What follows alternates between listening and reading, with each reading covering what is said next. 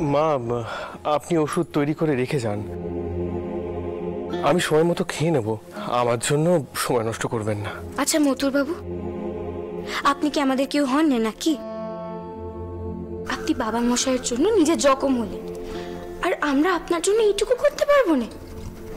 আর যদি সত্যি আপনার মনে হয় যে আপনি আমাদের বিব্রত করছেন,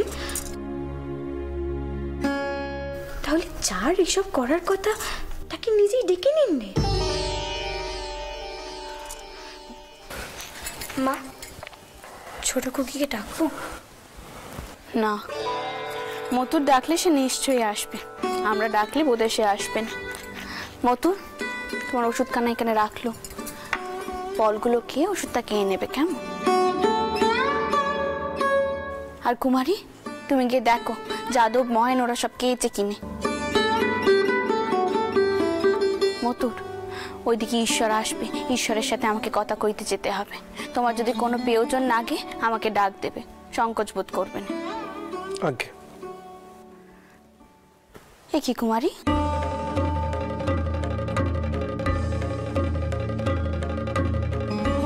কইলুম যে যেতে, কথা কানে গেল না? যাও।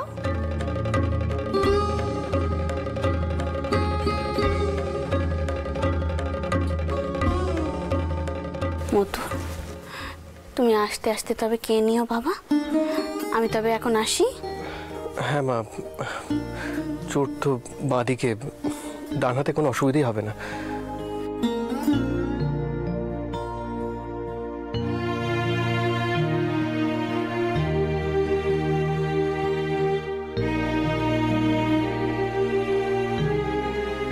মা কি অসন্তুষ্ট হয়ে আছেন? হওয়ারই কথা। গতকাল জগদম্বার সঙ্গে যা ব্যবহার করলাম, কি করব? কোনো না কোনো জিনিসের ক্ষতি হলে মাথা ঠিক থাকে না যে। জগদম্বার সঙ্গে একটু পরে দেখা হলে কালকের জন্য ক্ষমা চেয়ে নেব।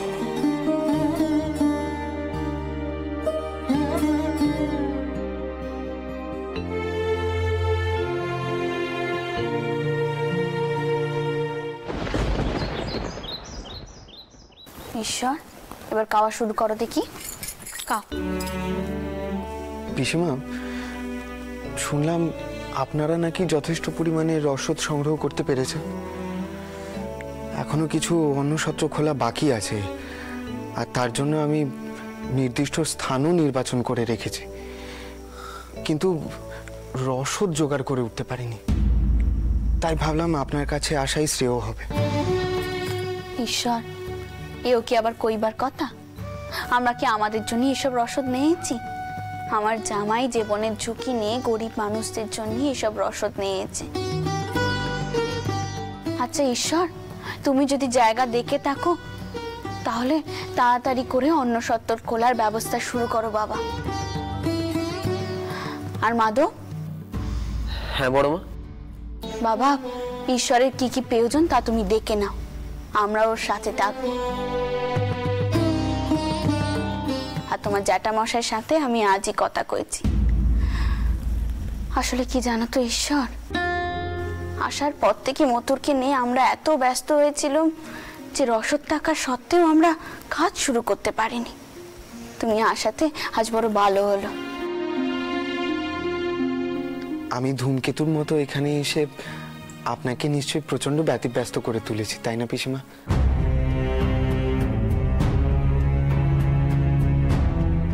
আসলে আমারও একটু তাড়া আছে। এখানকার অন্নসত্রের কাজ শুরু করে আমাকে একবার বীরসিংহে যেতে হবে। মা লিখে পাঠিয়েছেন সেখানেও নাকি মানুষ খেতে পাচ্ছে না।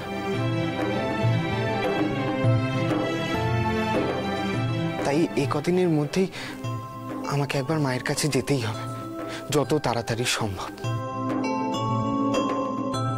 সে তুমি যাবে বাবা, এমন বেটা যার তাকে দর্শন করাচ্ছে আমারও খুব ইচ্ছে, আমিও যেতে চাই ঈশ্বর।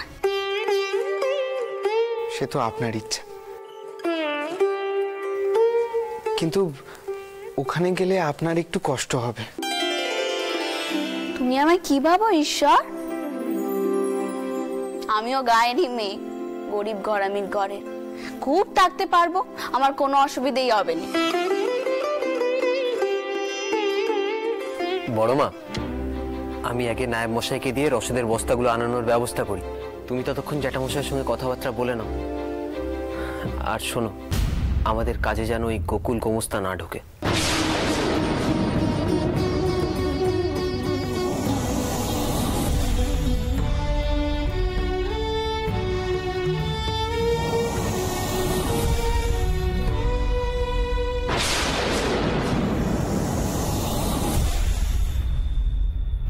দাদা, শুনলাম নাকি গোকুল হিসেব নিকেশে গরমিল করেছে। আমি তোকে যাচ্ছে তাই বলেছি কথাখানা শোনার পর। লোকে শুনলে ভাববে আমি ইচ্ছে করে নিজের লোক ঢুকিয়েছি তোমার ব্যবসায় গন্ডগোল করার জন্য। বাবা রামচন্দ্র, এসো এসো, তোমার কথাই হচ্ছিল, বসো না বাবা, বসো আগে। তা বাবা রামচন্দ্র, তোমার মামা বাবু মা সকলে কুশল আছেন তো? আগে মায়ের শরীরটা সত্যি খারাপ, সেই কারণেই একবার দেখা করতে গিয়েছিলাম, তবে এখন অনেকটা সামলে নিয়েছেন। বয়স হচ্ছে, তোমার কথা নিশ্চয়ই মনে করেন বারবার। দেখো বাবা, মায়ের সেবায় যেন কোনো ত্রুটি না হয়, তাই এই দিকটা দেখার জন্য তো আমি আছি। এই যে গোকুল হিসেব নিকেশে গরমিল করেছে, এখন আমি সব নিজে দেখছি আর ব্যবস্থাও নিচ্ছি। বেটাকে তাড়িয়েই দিতুম, কিন্তু কিন্তু কিন্তু পায়ে এসে পড়লো। লোকটা কিন্তু খুব কাজের। এই দাদা এত রসদ নিয়ে এলো, আমি গোকুলকে বলে দিচ্ছি ওটা দেওয়া থাকার ব্যবস্থা কর। না চাও, সেই সব ব্যবস্থা হয়ে গেছে। বৌঠান, আপনি আপনি কখন ফিরলেন? এই তো ঠাকুরপো, সকালবেলায়। তোমার সঙ্গে আর দেখা করা হয়নি। তা কেন করবেন বৌঠান? আজকাল তো এই ঠাকুরপোকে আপনার আর মনেই পড়ে না। বৌঠান, আপনার হাতের চা কতকাল খাই না, সে কথা মনে আছে? দেখলে দিদি, যার হাতেই উনি চা খাননে কেন, তোমার হাতে চা না খেলে ওনার যে মন ভরে নেই। তা বলবে কি করে বাপু? তোর বর তো ওই বস্তুখানা নুকিয়ে কিনে আমার হাতেই পেতম তুলে দিয়েছিল। যাকে আগে কাজের কথাখানা তুই শেষ করে নে, না হলে আবার পরে বলবি তুমি আর তোমার ঠাকুরপো মিলে গপ্পের ঠেলায় কাজের কথাখানাই শেষ করতে দিলে না। সে তো কইবই। আচ্ছা শুনুন, রসদ সব চলে এসেছে, আর আমি সেই সব রসদ ঈশ্বরের হাতে তুলে দেব। দেখুন, সে কিন্তু সব জায়গা টায়গা দেখিয়েছে, সেই সব জায়গাতেই কিন্তু অন্ন সত্তর খোলা হবে, আমরা সাথে সাথে থাকবো, কিন্তু সব সিদ্ধান্ত তার।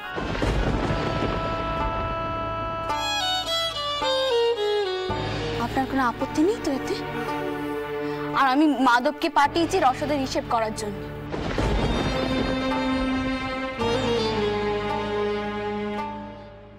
মা, আপনি সত্যি খুব ভালো সিদ্ধান্ত নিয়েছেন। সত্যি তো, মুথুরের এখন শরীরের যে অবস্থা, এই মুহূর্তে দাঁড়িয়ে দাঁড়িয়ে সব ব্যবস্থাপনা দেখা মুথুর পারবে না।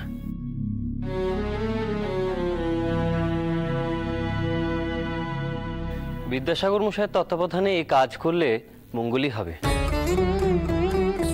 যাদের সত্যি প্রয়োজন তারা সঠিক সাহায্য পাবে মা।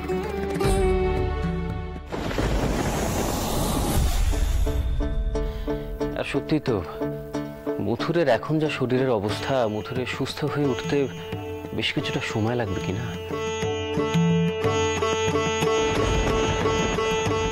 এর অর্থ এত বড় কাণ্ডের মধ্যে থেকে আমার দিকে কিছুই আসবে না।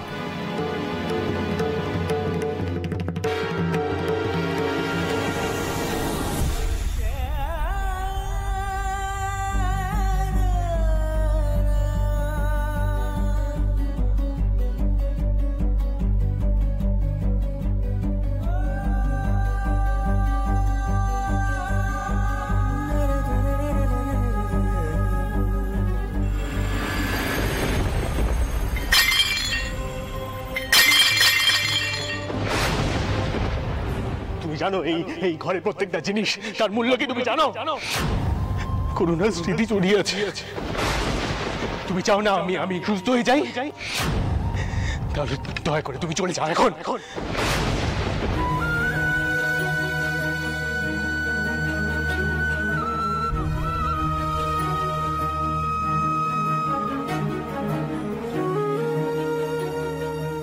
কোথাও তো চোখে পড়ছে না। কাকে জিজ্ঞেস করি জগদম্বার কথা? করুণা বেঁচে থাকলে খুব অসন্তুষ্ট হতো তার বোনকে কথা শোনানোর জন্য।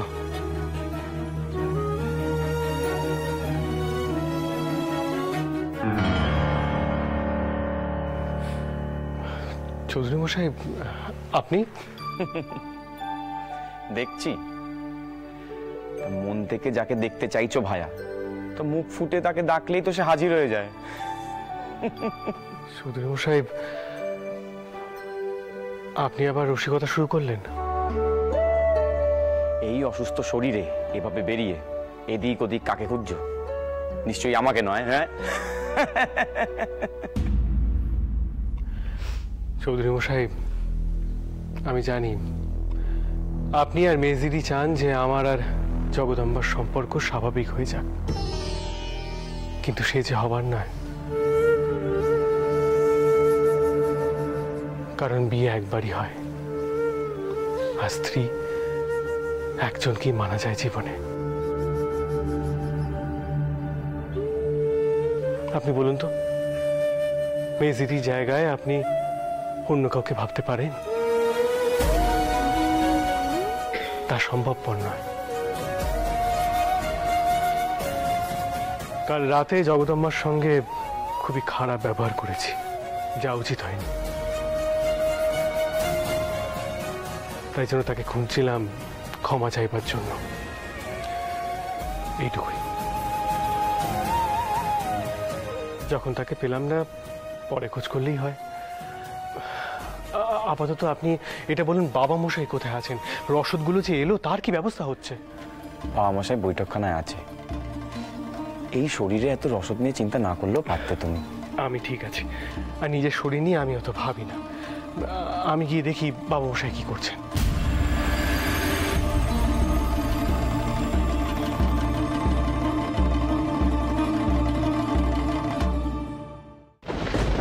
দাদা,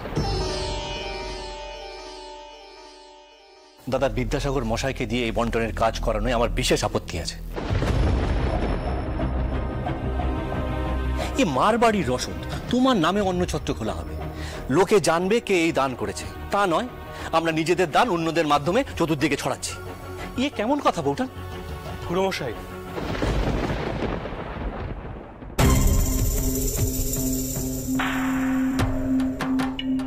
বাবা মশাই বোধহয় নাম কেনার জন্য অন্নসত্র খোলার কথা ভাবছেন না। বাবা মশাই এর আগেও এমন কাজ করেছেন, কিন্তু গোপনে।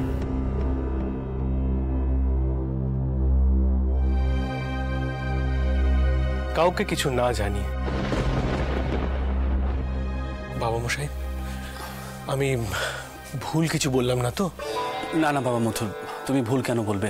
কিন্তু বলছি, তুমি এই শরীরে আবার উঠে এলে কেন? রানী, ছোট কুকি কোথায়? সে মথুরের এই খেয়াল রাখছে?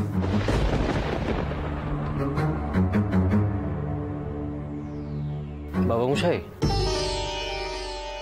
আমি কিন্তু এতে জগদম্বার কোনো দোষ দেখি না। আমাদের মথুর কি কথা শোনার পাত্র যে মথুরকে শুয়ে থাকতে বললে সে বিছানায় শুয়ে থাকবে?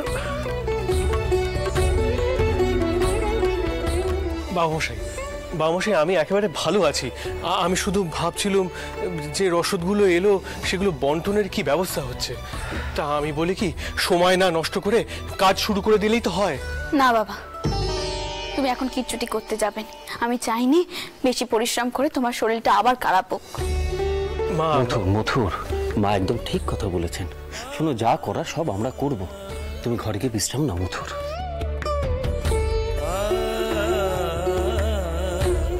আরে মশাই, জোর জুলুম করবেন না, দয়া করে আমাকে বিশ্রাম নিতে বলবেন না। আচ্ছা, আমি না হয় শুধু দেখবো, তাতে তো আপত্তি নেই।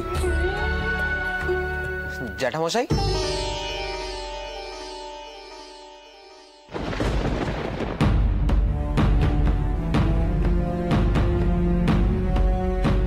জ্যাঠামশাই রসদের হিসেব এনেছি, দেখবেন তো?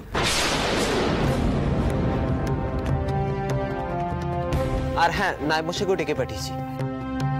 তবে এবার বেটা ছেলেদের কাজ তারা করুক, তুই ভেতরে চলবো।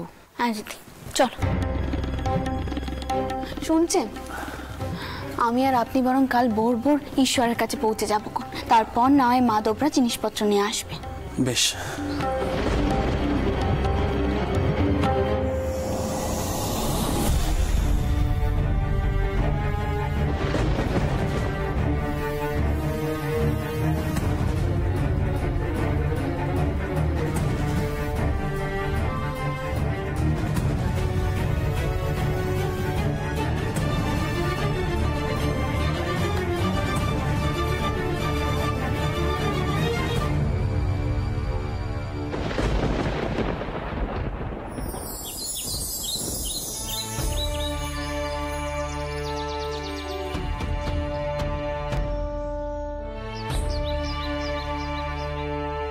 সাবধানে সাবধানে, একটু পা চালিয়ে আয় বাবা, এখনো কত মাল তোলা বাকি। কি হলো, তাড়াতাড়ি করো, এত সময় ধরে মাল ওঠালে তো চলবে না। বড় জামাই দাদা, আপনি যাবেন তো? ইচ্ছে তো আছে, দেখি এখন কি হয়। আচ্ছা আমি বলি কি, হাত গাড়িখানা বানালেই তো হয়। এতগুলো বস্তা এক এক করে বাইরে নিয়ে যাবে, তাতে তো অনেক সময় লাগবে। ওদিকে মার বাবা মশাই কিন্তু পৌঁছে গেছেন, হ্যাঁ রসদগুলো দেরি করে পৌঁছলে চলবে না। মথুরবাবু তো ঠিকই বলেছেন। নায়েব মশাই, নায়েব মশাই, দেউড়িতে কটা হাত গাড়ি আছে সেটা পরপর আনানোর ব্যবস্থা করুন। আমি যাচ্ছি, আমি এক্ষুনি যাচ্ছি। মাধব, দেখেছো নায়েব মশাই, দেখেছেন মথুর না থাকলে এত কিছু তদারকি কি কেউ করতে পারবে? করা সম্ভব? কিন্তু মথুর, আমি তোকে বলছি এই অবধি কিন্তু এই তাড়াহুড়ো আছে বলে তুমি আবার এই বস্তাগুলো পিঠে তুলে রওনা দিও না। আরে মশাই, আমি তো বলেই দিয়েছি, আজ আমি দর্শক মাত্র, নিজে কোনো কাজ করতে যাব না। তোমার কথাগুলো কিন্তু খুব একটা বিশ্বাসযোগ্য নয়। হ্যাঁ, কোন সময় ভুল করে আবার কাজে হাত লাগিয়ে ফেলবে। যা কাজ পাগল মানুষ তুমি। ওই মলঙ্গা লেন থেকে একজন এসে এই চিঠিটা দিয়ে গেলেন, বললেন আপনাকে দিতে। মলঙ্গা লেন থেকে চিঠি?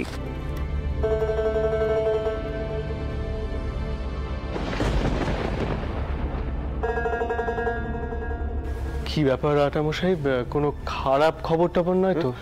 না, আমি ঠিক বুঝতে পারছি না মথুর। মামা বাবু এক্ষুনি যেতে লিখেছেন, কিন্তু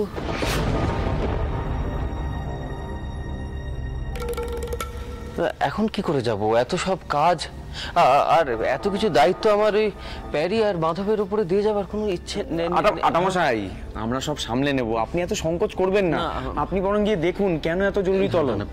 প্যারি তা নয়, মানে এই ধরনের কাজকর্ম তো তুমি আর মাধব কোনোদিনও করনি। তা মতো থাকলে আমার কোনো চিন্তা ছিল না, কিন্তু এক্ষেত্রে তাহলে আপনি চিন্তা করবেন না, কারণ আমি যাব। না না না, সে হয় না মতো, না। হ্যাঁ মথুরবাবু, আপনি আমাদের উপর ভরসা রাখুন। ভরসা আমি রাখি, আমি শুধু উপস্থিত থাকবো, প্রয়োজন ছাড়া আমি কোনো কাজ করবো না। কেমন? নায়েব মশাই শুনুন, একখানা ঘোড়া গাড়ি ব্যবস্থা করুন। আমার এই শরীরে রোদের মধ্যে আমি খুব একটা হাঁটাচলা করতে পারবো না। হ্যাঁ আটা মশাই দাঁড়িয়ে রইলেন কেন? যান, দেখুন মামাবাবু কি বলছেন, দেখুন। আমি স্থির করে নিয়েছি, আমি যাব।